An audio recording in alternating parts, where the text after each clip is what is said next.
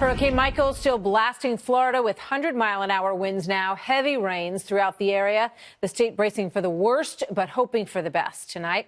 Too soon, really, to know how bad the damage is or if lives were lost at this point. As we just heard from Pam Bondi, folks will start to get in tomorrow morning and try to do whatever rescues they can.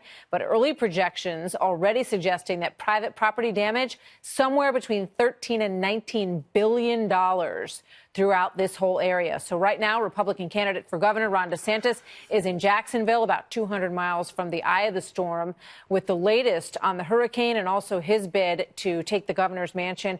Good to see you, sir. Welcome. Thank you for being here tonight. Good evening.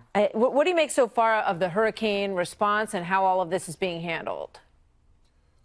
Well, look, I think that in Florida, we have a great cadre of law enforcement and first responders in a variety of different ways. But this is one way where if you're going to do it in Florida, you got to be prepared to react to these storms. And I think that, they've typically done a great job. And I know they're all hands are on deck right now. Martha, this was not a storm a week ago. People were really paying attention to. Even 3 or 4 days ago, we knew that something was happening. But the fact that it matured so quickly into a Category 4, I think obviously there was a lot of damage that's been done. In terms of the loss of life, I think the question is going to be, how many people didn't heed the calls to evacuate, and were they able to hunker down safely or not? And so I know those first responders are going to be on the scene in Panama City Beach and elsewhere trying to save lives. And how will you react? You're in the middle of a campaign. So, what do you do?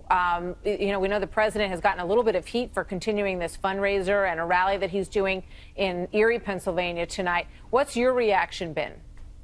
So we canceled our fundraisers, and what I did is I had public rallies scheduled yesterday and today. We converted those into supply drives. So the campaign, we rented a U-Haul, and we had people come and bring water, non-perishable food, baby supplies, things like that. And so we've been loading up the truck. We did one in Tampa, Orlando, Jacksonville. And then what we'll do is once the storm passes, people get a sense of what's needed on the ground. We'll drive that to wherever in Northwest Florida is needed. And I think that's the best way, we can help the effort. Sounds very hopeful.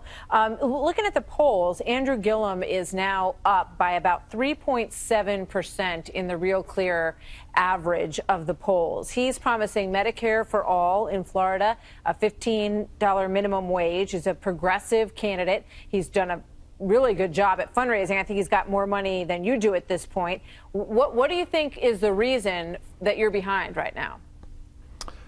Well, look, Martha, I mean, this is these elections, people start to focus, I think, around this time. We're going to be able to get on the debate stage together very soon. I welcome Fox News, you and Brett, to come down and do one in the general like you did in the primary. I thought that was a very good debate, and I would ask Andrew to accept that. So we're going to have an opportunity to really show the differences between the two candidates, and I look forward to doing that. And so I would stay tuned on this race. I think that we've got the momentum right now. So, one of the big questions, we played an ad that you ran a while back where you're, sort of teaching your kids about Make America Great Again.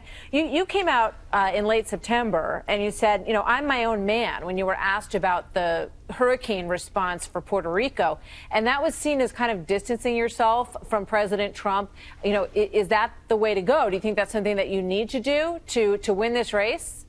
Well, that's not really what I do. I think what the media will do is, if you support the president like I have on a lot of key issues, they'll say, oh, well, all you do is do what Trump wants. And then if you do anything that's a little bit different, they'll say, oh, my gosh, you're doing that. So I think like the conflict is something that the press tries to do, particularly the liberal media. So I wouldn't do that. I think that as governor, the good thing that I'll be able to deliver for Florida is, I have a positive relationship with the president and key people in the administration. Florida has a lot of needs from our military footprint, our transportation, our water resources, which have been a big problem here, and we need to work constructively with the federal government. Andrew Gillum is running on impeaching Donald Trump. I don't know what for, but I don't think he's going to be able to do anything productively with the federal government, and I will be able to do that. And so I think that's a clear distinction in terms of what the voters of Florida would get out of a governor. I'll be able to advance Florida's priorities, and I don't think he will. All right, well, why don't you, let's see if he'll do a debate. We'd love to come down and do that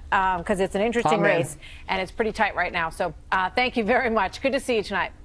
Thank you. Ron DeSantis running for governor in Florida.